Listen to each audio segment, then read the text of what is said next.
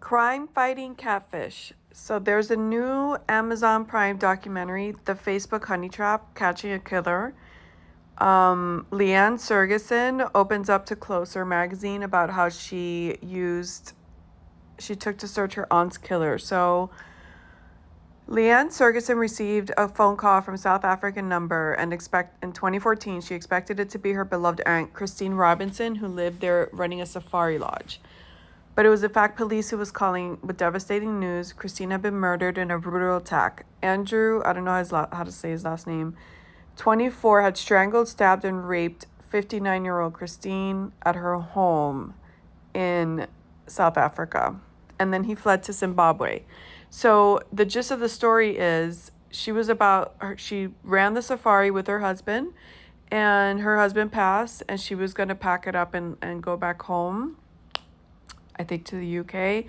And right before she left, this happened to her. She got murdered.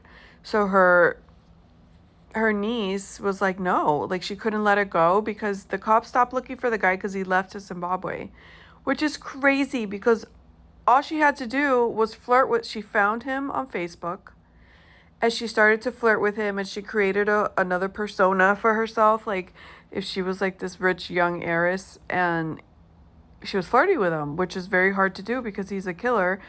And so she couldn't let it go. Her husband asked her to let it go, and then all she had to do was pay. And then she posted his photo on her personal Facebook, and somebody said, oh, he works for my dad, and then they arrested him 8 to 10 years later.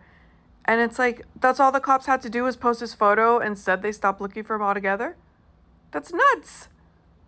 That is nuts. So Christina and her husband set up their safari lodge, employing a manager, chef, cleaners. In 2012, Robbie passed away, which is Christine's husband, and she was heartbroken, and she considered selling the business and moving back to the UK. But then on July 30th, 2014, one of her employees came into the lodge and found a horrific scene of her brutally raped and killed. So this is on Prime. So I'm going to go watch it. The Facebook Honeytrap, Catching a Killer. I mean, why can't government officials do their job? I just don't understand. And so this guy's online trying to meet women, obviously to do bad things, and he's just out there after killing someone. I just don't get it. So kudos to this woman that didn't care what her husband told her and caught this guy, even if it was 8 years later. It's really wild. It's really wild. It took 8 years and a lot of heartache to get to this point, but it was a relief to know that monster was behind bars and couldn't hurt anyone else. Now I want to remember the wonderful woman my aunt was and not how she died. Some people think I went too far to get justice, but I had to keep trying. I know she would have done the same for me. There's no such thing as too far. This guy killed her aunt. Like, what? And apparently he worked at her lodge as like a gardener or something.